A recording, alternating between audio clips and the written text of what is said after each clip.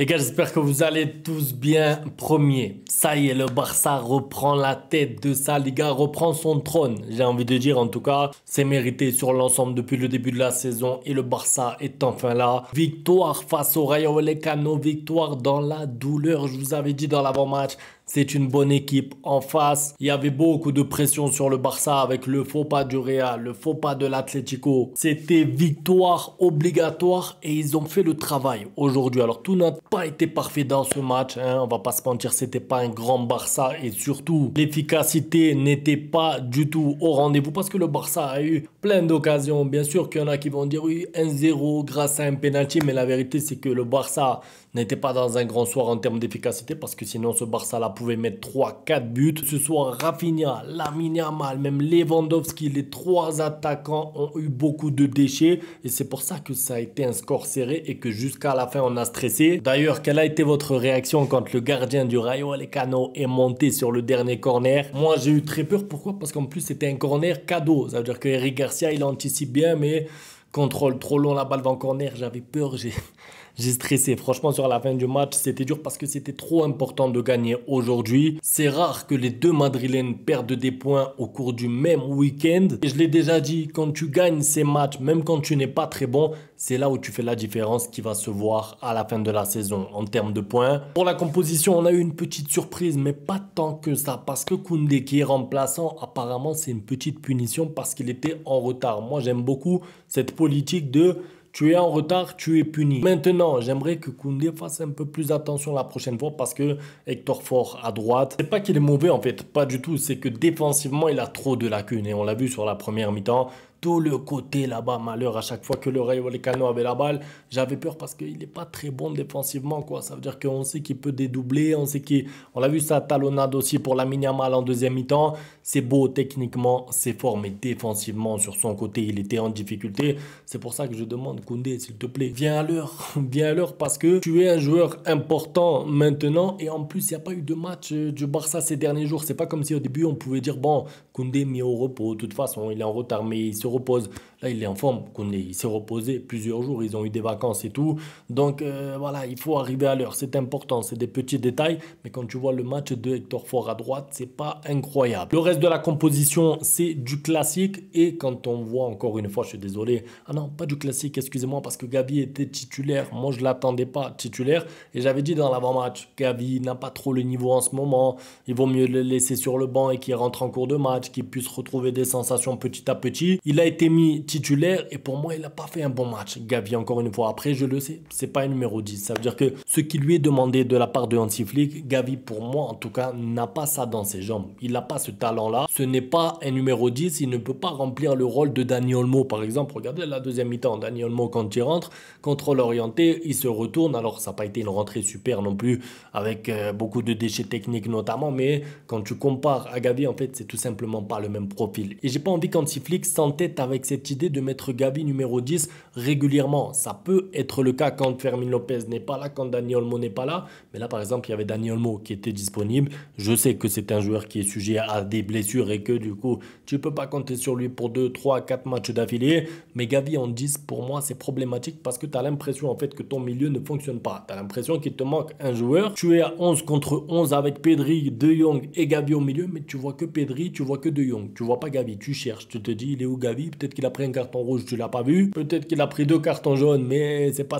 Non, il a pas pris de carton, mais la vérité, c'est pas pour lui tomber dessus. C'est juste que ce rôle-là est pas fait pour lui. À Gavi, de 1 et de 2. C'est que mon avis, mais je le trouve un peu en dessous physiquement. En fait, dans tout ce qui est duel, dans tout ce qui est bataille, dans tout ce qui est jeu sans ballon, dans tout ce qui est repli, moi, quand je regardais Gavi, même quand c'est pas le Barça qui avait la balle, je voyais un joueur qui courait, mais qui faisait des efforts comme si c'était la 85e minute, alors que c'était la 25e. C'est pas grave, c'est rien. Il va revenir à 100%, il lui faut du temps, c'est un joueur qui a eu les croisés, mais c'est pour ça que je vous disais, moi, je le voyais pas titulaire pour ce match. Après, c'est pas non plus une catastrophe son match, hein, mais je précise, Lewandowski qui ouvre le score sur penalty, je suis content pour lui parce que ce but est important aussi aussi pour le Pichichi. C'est un but qui donne directement les 3 points. Poteau rentrant, un peu de réussite. Sur le penalty, est-ce qu'il y a débat? Non, parce que je sais qu'il y en a qui vont venir dans les commentaires. Oui, l'arbitrage. Alors, petite parenthèse, arbitrage pour faire plaisir à tout le monde, d'accord? Pour moi, le penalty pour le Barça, il est mérité à 1000%. Il y a tirage de maillot. Je comprends pas pourquoi il fait ça d'ailleurs. Tant mieux pour le Barça. Penalty, la VAR, 1-0 de Lewandowski. Par contre, l'action qui fait débat, l'action qui fait polémique,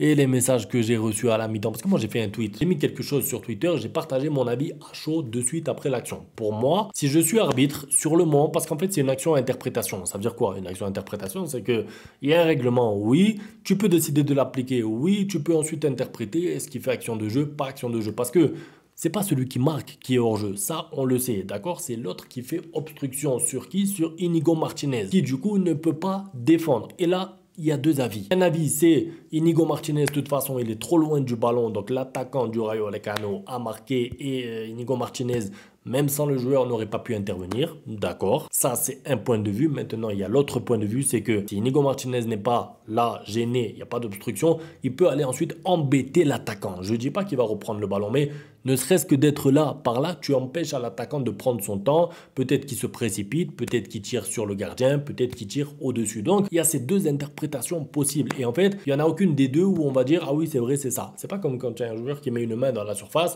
Il y a main, c'est penalty, point. Il n'y a pas à discuter, il n'y a pas d'interprétation possible. Là, il y a une interprétation possible et ça me rappelle un peu l'action. Vous vous rappelez de Joao Félix qui marque avec Ferran Torres qui fait action de jeu. Pour moi, il n'avait pas fait action de jeu, mais apparemment, parce que la balle était passée à 3 mètres de lui, soi-disant, il avait fait action de jeu. Donc en fait, c'est toujours des actions à interprétation. Le problème, c'est quoi? C'est que là, les Madrilènes, ils sont dans une dynamique de victimisation. Ça veut dire qu'en ce moment, ils sont là, on se fait voler, le but, il est annulé. Franchement, l'arbitrage en Ligue 1, c'est la folie, c'est la folie. Non, en vrai, moi, je vous ai dit, sur l'action, moi, je sifflais pas hors jeu. Ça veut dire que j'aurais donné le but au Rayo Vallecano. Quand ensuite, j'ai vu le ralenti, j'ai vu que le joueur hors jeu aurait empêché Inigo Martinez d'aller défendre, ça s'appelle action de jeu. Ça veut dire que c'est pas moi qui fais la règle encore une fois.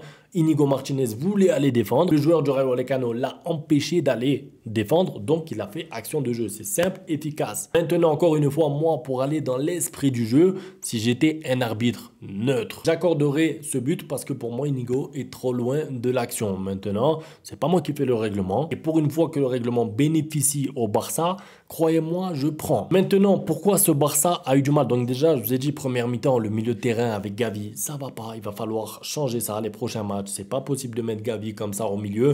Par contre, il faut le dire, Pedri et De Jong, ces deux joueurs-là ont vraiment aidé le Barça à se maintenir supérieur face au Rayo tout au long du match. Parce que si on regarde bien, quand on ne voit pas Gavi, on voit les deux autres. Pourquoi? Parce que De Jong est partout à l'anticipation, à la récupération, aux couvertures. Techniquement, c'est fort. Physiquement, c'est fort. La répétition des efforts, c'est fort. De Jong, franchement, incroyable son match. Mais que dire du match, encore une fois, de Pedri? Le truc, c'est que Pedri, je vais vous dire la même chose qu'il y a 4 jours. Ça veut dire que je ne sais pas comment il fait pour répéter ce type de match aussi régulièrement. Contrôle, passe en profondeur parfaite. Techniquement, c'est propre. Il récupère même des ballons. En fait, il fait tout. Il a rempli son rôle aujourd'hui, c'est-à-dire qu'il a fait son travail et il a dit, je vais t'aider Gavi. Je vois que tu n'es pas très bon aujourd'hui. Je vois que tu n'es pas dans une bonne situation. Je vais t'aider dans ta tâche défensive. Je vais t'aider à récupérer des ballons. En fait, Pedri, il était 6, il était 8, il était 10, il était à la fin des actions, il était presque à la passe décisive malheureusement pour Rafinha à un moment. Le match de Pedri, je crois que ça a été lui qui a été élu meilleur joueur, encore une fois, MVP. Donc c'est pour vous dire la qualité. Et pourtant, dans son match, il n'y a pas de but, il n'y a pas de passe D, il n'y a même pas de frappe cadrée, je crois. J'ai pas de mémoire, j'ai pas une frappe cadrée de Pedri. Et pourtant, vous voyez comme c'est beau le football avec lui. Il contrôle, il se retourne. Fin de corps à un moment sur un joueur sur le côté, je vous jure, je suis resté là. J'ai bugué, je me suis dit, mais comment tu peux penser faire cette feinte-là? Il pensait déjà, c'est dur, mais la réussir. Le joueur, il est parti à 2 mètres. Ensuite, débordement, passe en retrait parfaite pour Lewandowski. Malheureusement, Lewandowski m'a fatigué aujourd'hui. Franchement, il m'a fatigué, mais c'est pas le seul. Parce qu'on ne peut pas tomber à chaque fois sur Lewandowski. Aujourd'hui, Rafinha non plus. Dans l'efficacité, je suis désolé, Rafinha, il a eu quoi? 2, 3 occasions. Lamine Yamal, il en a 2 énormes aussi. Il y a du déchet. Il y a eu du déchet dans ce Barça à la finition. J'ai envie de dire, franchement, c'est tombé le bonjour. Ça veut dire que si le Barça manque d'efficacité dans un jour où tu gagnes le match, on va pas retenir ça, surtout que là ce week-end, on va pas se mentir le plus, fin ce week-end, on est lundi. Les gars, j'ai l'impression qu'on est dimanche dans ma tête parce que le Barça joue jamais le lundi. Ça veut dire que là demain, il y a la Ligue des Champions déjà. Et d'ailleurs, peut-être qu'il y aura un débrief. J'ai aussi beaucoup aimé le match de Szczęsny, il faut le dire, parce qu'il a fait 2 parades super propres, surtout une en première mi-temps qui est très difficile. Et quand je vois qu'il y a Ter Stegen qui est en train de reprendre là, qui s'entraîne et tout, j'ai pas envie de te voir Ter Stegen, je suis désolé, vraiment, je t'apprécie, je suis reconnaissant, mais tu reviens de blessure. Laisse-nous Szczęsny jusqu'à la fin de la saison parce que le niveau de Szczęsny, je suis désolé, mais par rapport à son premier match où il nous faisait peur, à là, au match d'aujourd'hui, c'est pas le même joueur, c'est pas le même gardien. Bref, en tout cas, je suis content. 3 points, première place, surtout. Alors oui, encore une fois, les arbitres, blabla, mais la vérité, c'est que le Barça a été largement supérieur aujourd'hui. T'es pas bon dans l'efficacité, ok. Ces petites polémiques par-ci par-là comme d'habitude, mais globalement il n'y a pas non plus de scandale. Je vous ai expliqué la règle, il fait action de jeu, c'est ensuite libre à interprétation. Bon, c'est tout pour la vidéo, en tout cas un grand merci à tous pour le soutien, on se retrouve demain pour la suite. Ciao.